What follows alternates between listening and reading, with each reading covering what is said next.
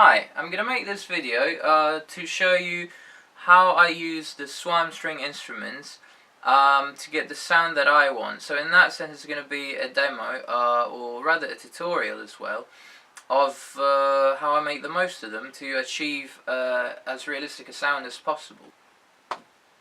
So for this video I'm going to use the audio modeling double bass, and the reason for that is that it's the last one that was released of the string instruments by audio modeling, and therefore there isn't actually a lot of material out there on YouTube covering the double bass or even showing how it sounds.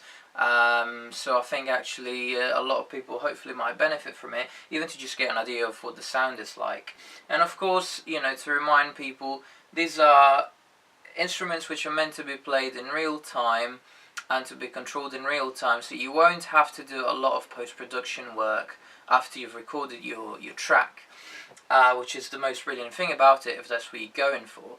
The second advantage is the sheer realism of the sound, which for me personally so far is unparalleled by any other virtual instrument out there. So there's a few points that I want to cover with you, and that will show you what are the aspects that I try to control as I'm playing to get the kind of sound which mimics pretty much an actual string instrument.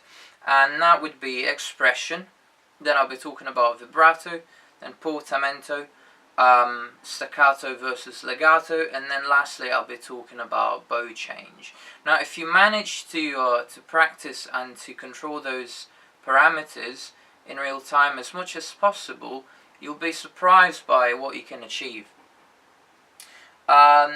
The expression with the SWAM instruments, it's in general, I think with the expression, the thing is a lot of instruments fail to sound realistic because you cannot control the dynamics of the instrument.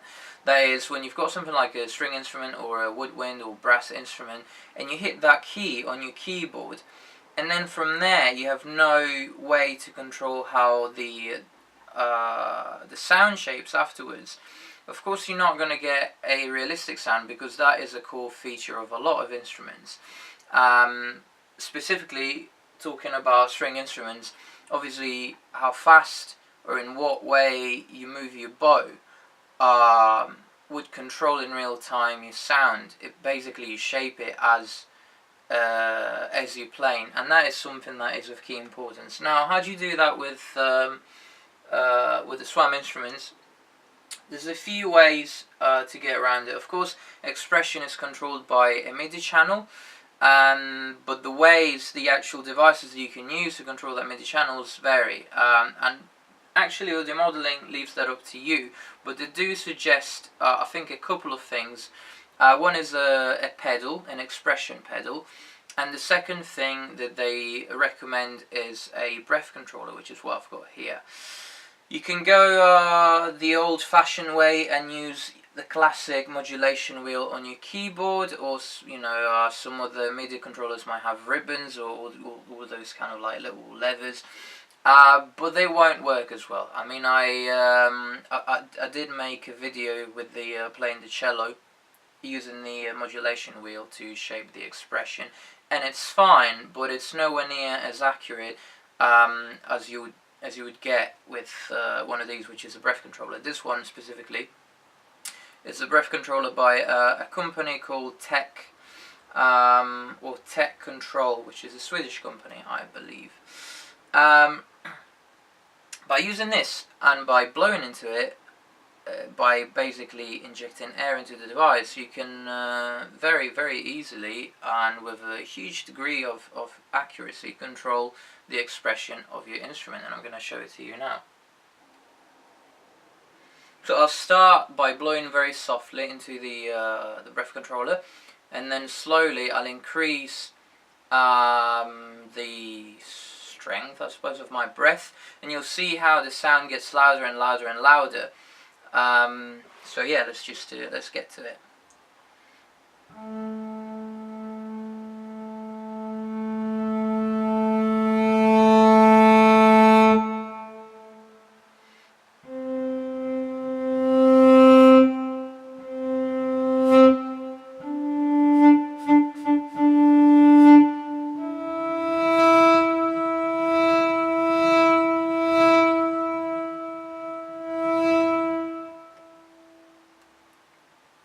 you can see the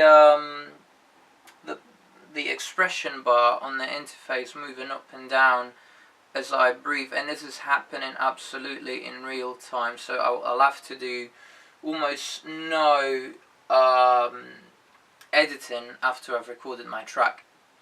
The next parameter, of course, that you need to be in control of is vibrato, and that is, well, because as you know, that's an essential characteristic of the string instruments as well as tons of other instruments out there.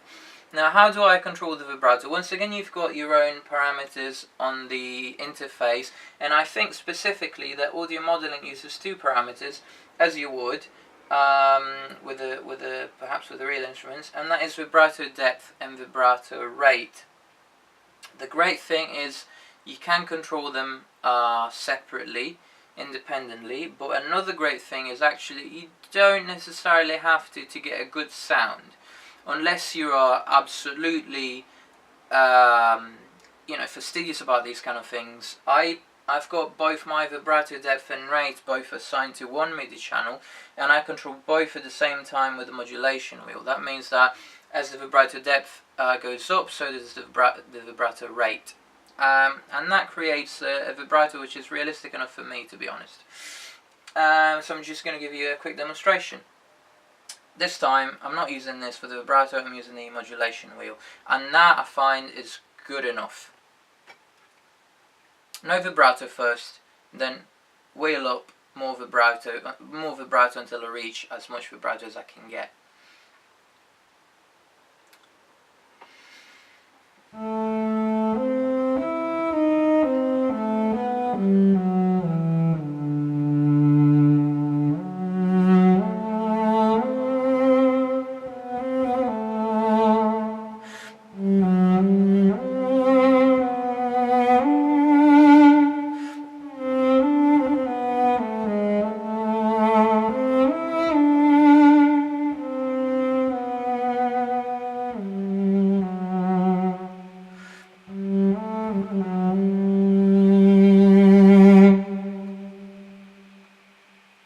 See, you go in real time from no vibrato to vibrato, and then as much vibrato as you want.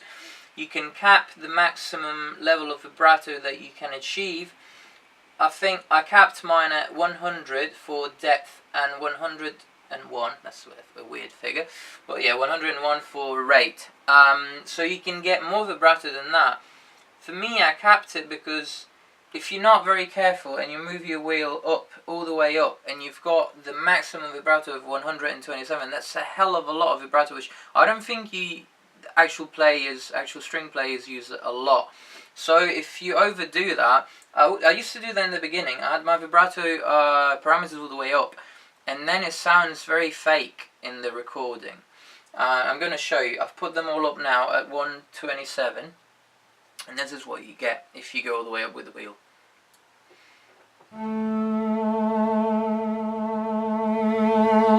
So you see, I mean, it's realistic. I mean, you can achieve that on a double bass, I presume, but I think it's used sparingly, perhaps. And for me anyway, I was using it far too much, and I realised it's actually not very good.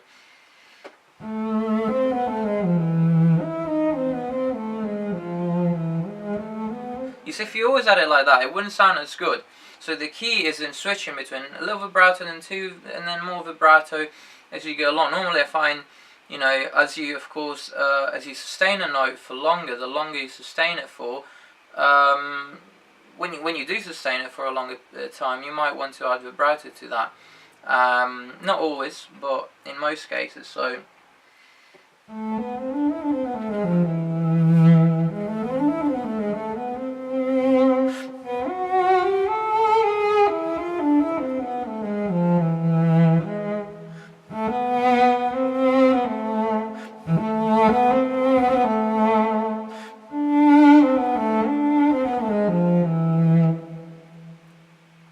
Forgive my sloppy playing, I've got very cold hands. That is your vibrato in a nutshell. So portamento is another key feature of string instruments, and being able to control it certainly in real time is great, and it's going to give you a very, very authentic-ish kind of performance. In fact, for me, I would say even authentic. I mean, it could fool me, for sure. So, how do you control portamento on a SWAM string instrument? Very easy. You can do it once again, of course, in real time, and that is determined by velocity. The beauty of it is that you can actually go into your interface and you then you adjust how sensitive your, I think they call it portamento split. So basically, how hard do you need to press your keys to not get portamento and get a normal legato.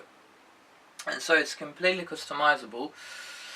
But in general, I found that the standard setting was good enough for me. So if you play at normal speed, you won't get any portamento, and if you play a little bit slower, or rather a little bit softer, you will get the portamento, and I'm going to show you now. First no portamento and then portamento.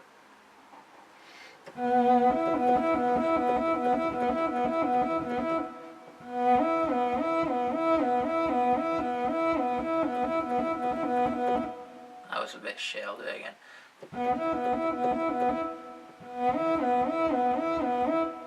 There you go, you've got the little glissando. It's like, you know, you've got your bass player going up and down with a finger. So I'm going to play a little passage with both portamento and no portamento.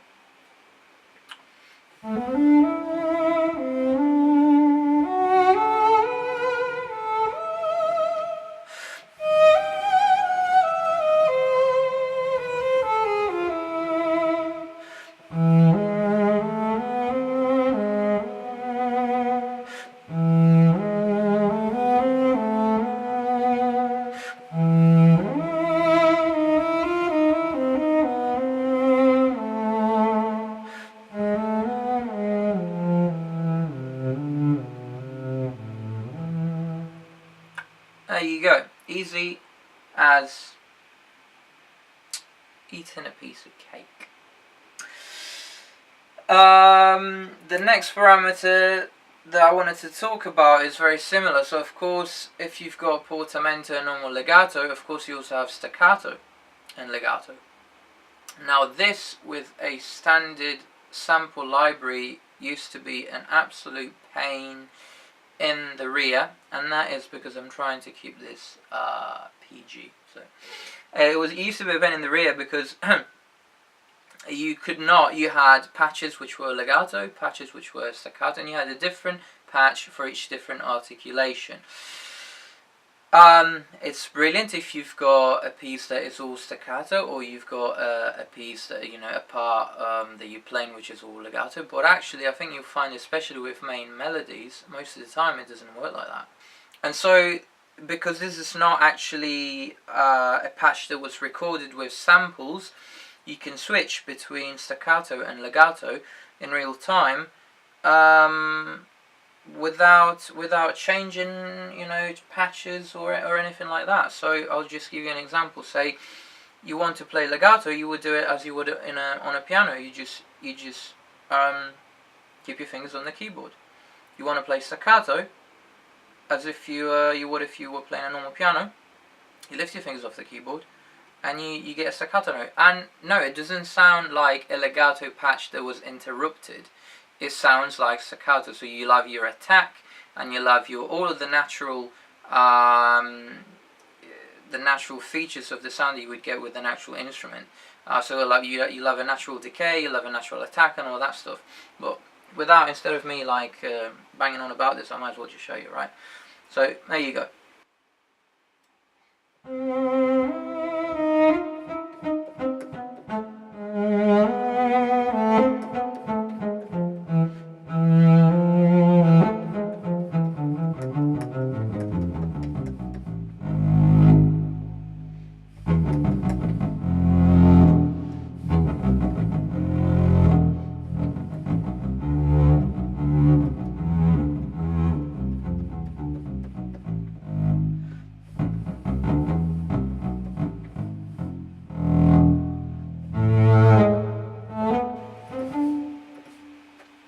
So there you go.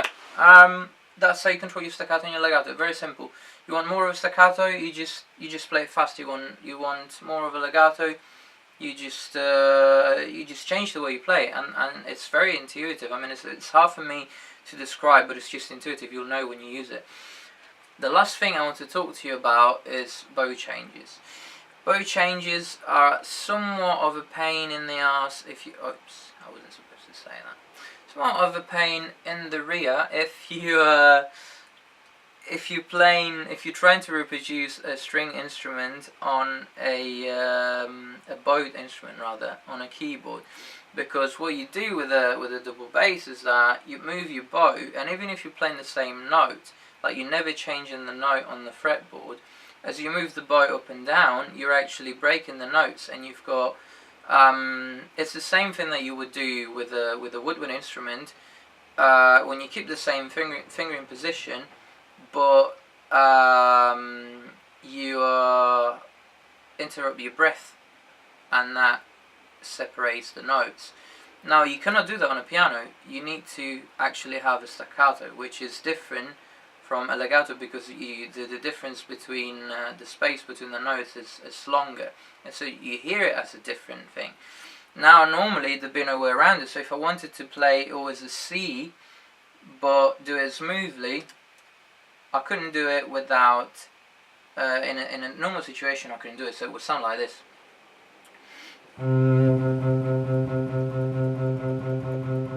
It sounds like a lot of staccato C notes, which is not what I'm trying to achieve.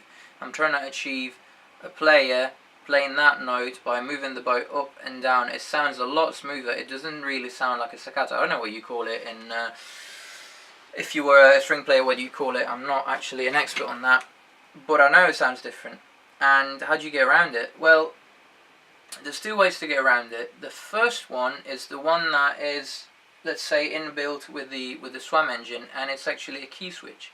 You've got a key switch which basically reproduces what sounds like a bow change. So if I wanted to hold the C note, I wouldn't actually have to move my finger at all. I just hold it there, keep pressing that note, and then I'm going to use my key switch, and that creates a bow change.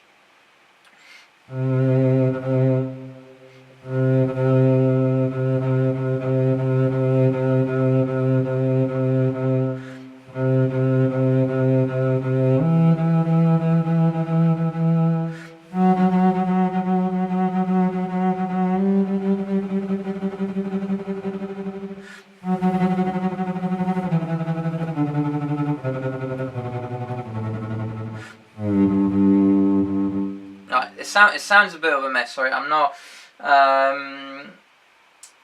normally I don't use it like that, basically, because there's something you can do with this. You can set it so that when you lift your finger, as well as when you press your finger, when you press the key, so when you put your finger down, it creates a bow change, or you can set it so that it only creates a bow change when you press.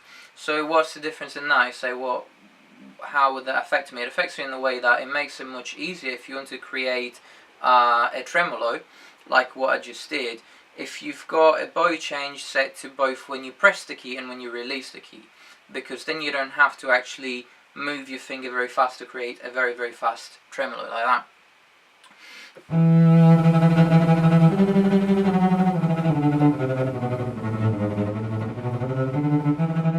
Now if you changed it to the other way, when you just create the bow change only when you press the note, you'd have to actually do that way, way faster. But the outcome in a nutshell is that you've created your bow change and it sounds pretty much realistic.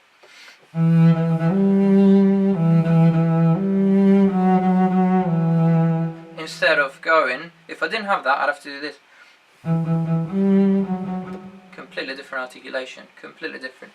The other way to achieve it is with the breath controller. If you set your breath controller, this goes beyond the scope of this tutorial, because I'm not actually reviewing the breath controller, but I'm gonna kind of mention it very briefly. If you actually go into your the settings of this, as well as the settings of the SWAM engine, because you can do both, and you set the sensitivity of the breath controller to you want it to be ideally very sensitive. You can then technically create a bow change just using your breath without having to use a key switch at all. And I don't know if I can do it with it. I don't know if I've got it set on the right, if I've got it on the right settings, but I'm going to give it a go.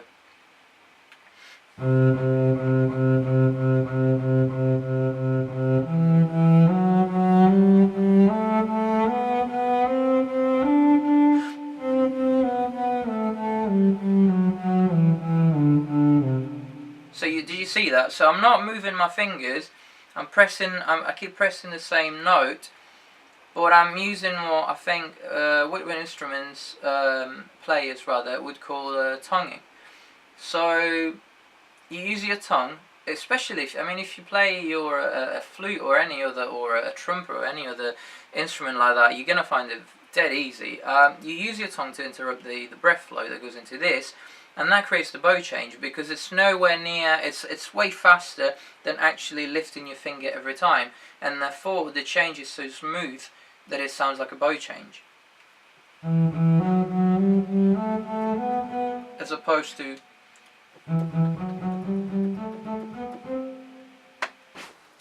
So that's it. There was another point that I wanted to cover, but I'm not going to do it yet. Not in this video. You'll have to watch the next video that I'll put up very soon, and that will be on bow pressure, so you know how important it is and what you can do to control your bow pressure to make your sound even more realistic.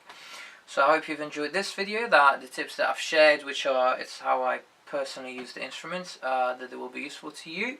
If you liked it, as always, comment, subscribe, like, all that jizz, and I will see you in the next video. Cheerio.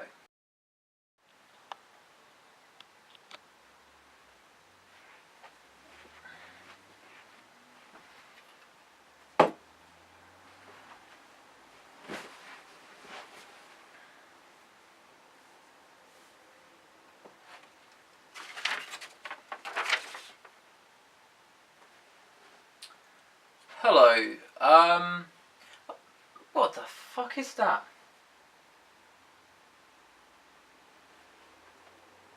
Hi, good afternoon. If it's afternoon, it might be morning where you are actually, or night. I didn't think about that, did I? Go again. Hi, I'm gonna make this video to show you people, the fuck. Hi, I'm gonna make this video to show people how I use the SWAM string instruments. So it's gonna be a demo of how I make the most personally of them, and kind of get the sound that I go for, which is as realistic as possible, because that's what I normally tend to do. Sounds like I'm almost showing off. No.